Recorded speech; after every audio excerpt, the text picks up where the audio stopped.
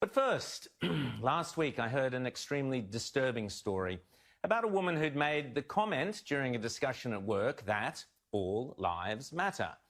This woman is one of the most caring, loving and progressive-minded people you will find, yet for simply saying all lives matter, she's been disciplined at her workplace and reprimanded by her colleagues for using a supposedly racist phrase.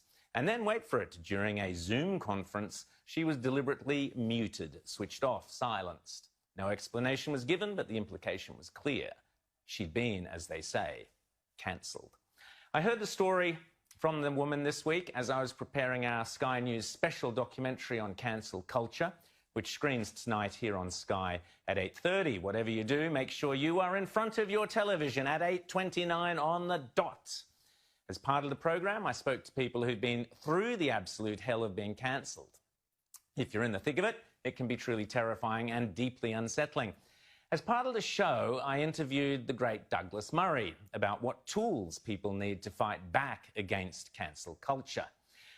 Douglas Murray is the author of the brilliant book The Madness of Crowds, in which he exposes the rotten ideology of identity politics and how it has led to this grotesque authoritarianism we are now seeing, with reminiscent of historical periods of extreme censorship such as McCarthyism or even the Salem witch trials, where they'd dunk you in the pond, and if you drowned, it meant you were innocent.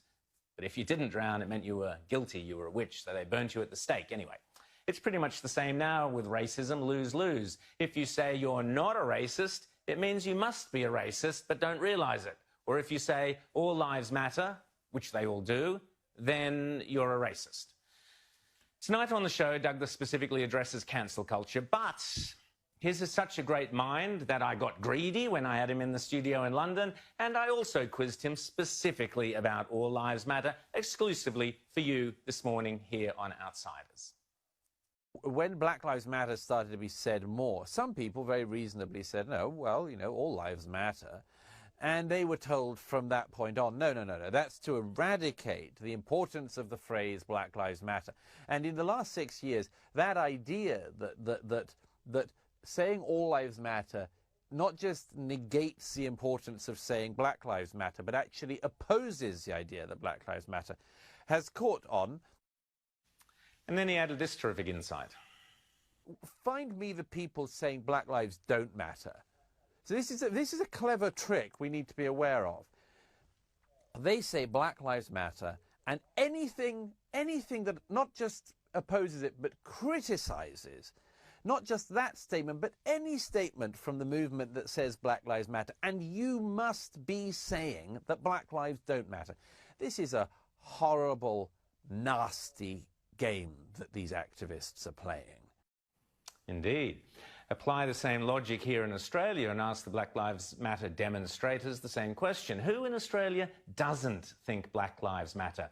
Certainly not the Australian public, predominantly white, who spend billions of dollars on Indigenous welfare year in, year out, who have said sorry countless times, who voted overwhelmingly in a referendum to advance Indigenous political rights, who perform countless ceremonies of acknowledgement, fly Aboriginal flags off our most famous landmarks, walk across bridges in solidarity, have corporations flying the flags and talking, and more importantly, bringing Indigenous employees in and getting them working in the economy, who change laws and rights of access when we're asked to, and we are rightly proud of our fabulous Indigenous celebrities, sports people, politicians and artists.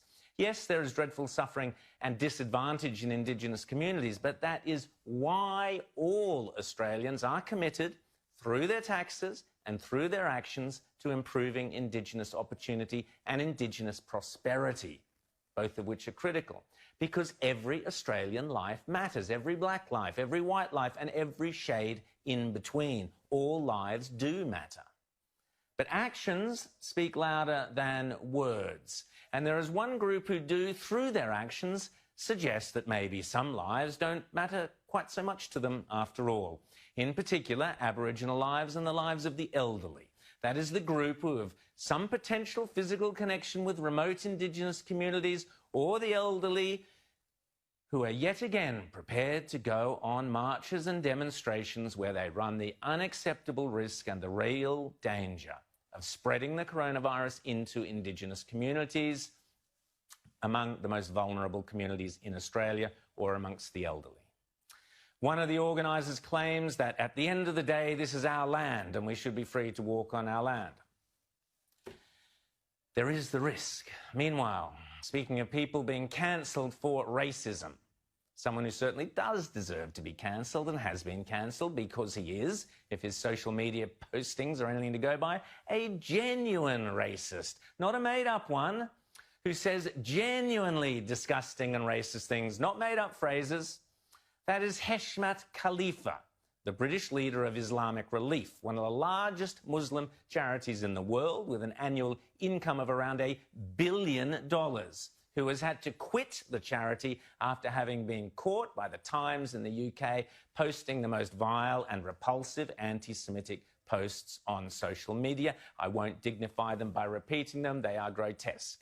Mr. Khalifa was also apparently at one point the chairman of Islamic Relief in Australia.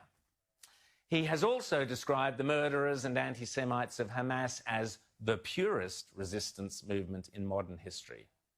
Good riddance. But weirdly, I could find no mention of this billion-dollar racist anywhere on the ABC. Strange.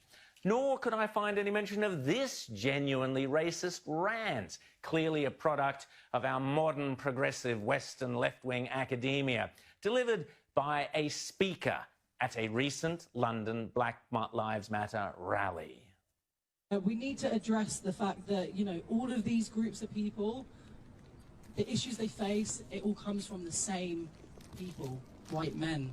So we need to get rid of them.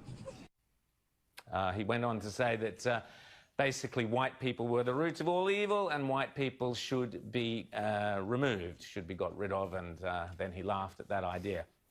Of course, no one would ever dream of cancelling him because he's the right identity politics.